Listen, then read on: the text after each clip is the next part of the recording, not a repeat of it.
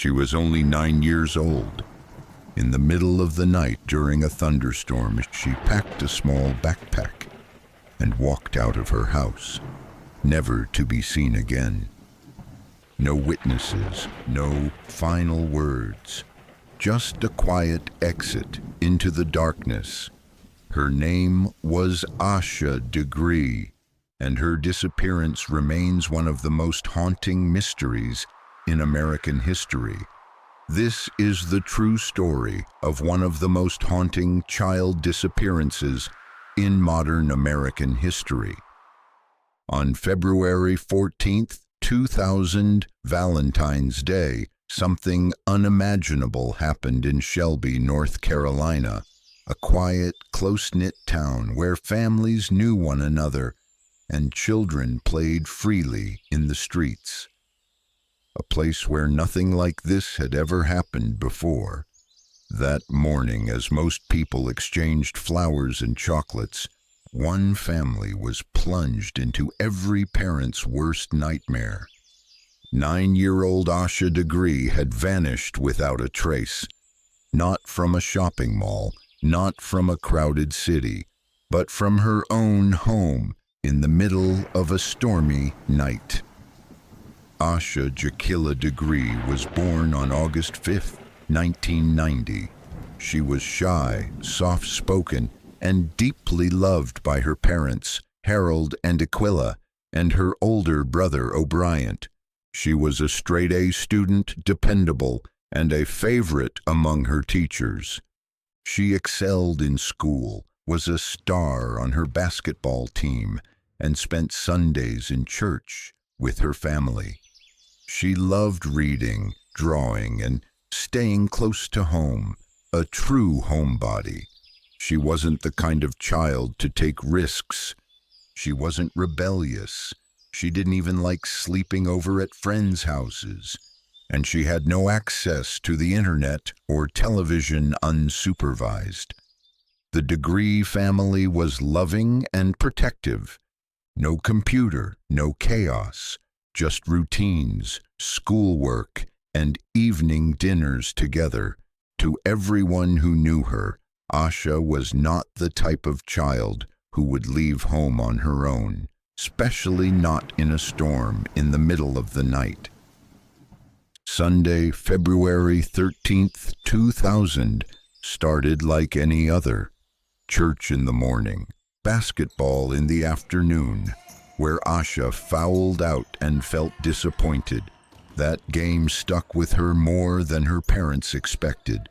She was unusually quiet when she got home. Still, she ate dinner, did her homework, and went to bed by 8 p.m. Outside, a storm grew stronger. The power flickered and eventually went out for a while. Inside the Degree home, things felt safe, calm, normal, until the early morning hours.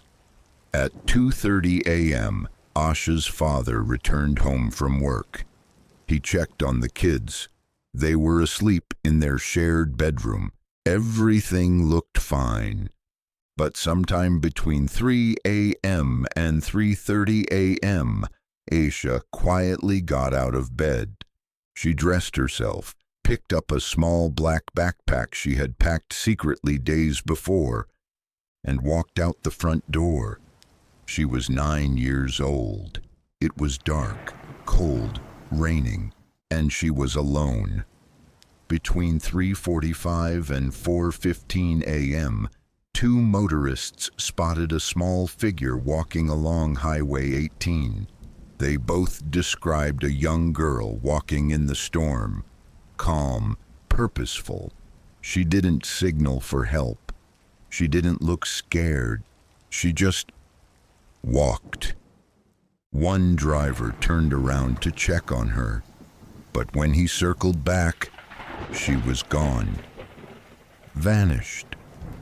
At 6:30 a.m., Asha's mother went to wake the kids.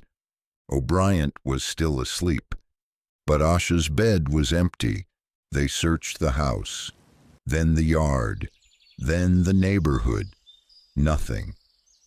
At 6:45, police were notified. By 7 o'clock, the search began. The response from the community was massive. Police, firefighters, friends, neighbors, they all joined the search. Flyers were printed. Dogs were brought in. Helicopters scanned the fields and woods.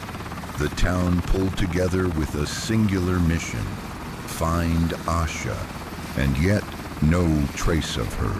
Until the next day, searchers found a shed behind a nearby business, about a mile from Asha's house.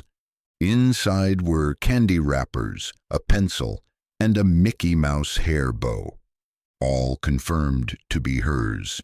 She had made it that far on foot in the rain. But then the trail went cold. Weeks passed, leads dried up. Reporters moved on, but her family never stopped looking. In August 2001, a year and a half after she vanished, a contractor discovered a buried black plastic bag off Highway 18. Inside was Asha's backpack. It had been carefully wrapped and buried. Inside were her school supplies, her clothes, and a book, McElligot's Pool by Dr. Seuss. That book had never been checked out of her school library. No one knows how she got it. No fingerprints, no DNA, no clues. Years passed. Theories emerged. Some believed Asha was lured away by someone she knew, possibly through secret communication. Others thought she had planned to run away but didn't realize the danger.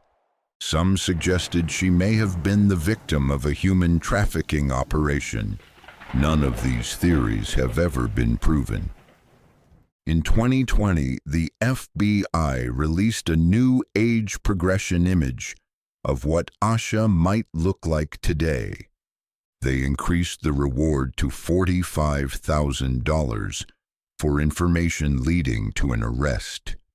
Tips still come in, but nothing has brought her home. Her family never gave up.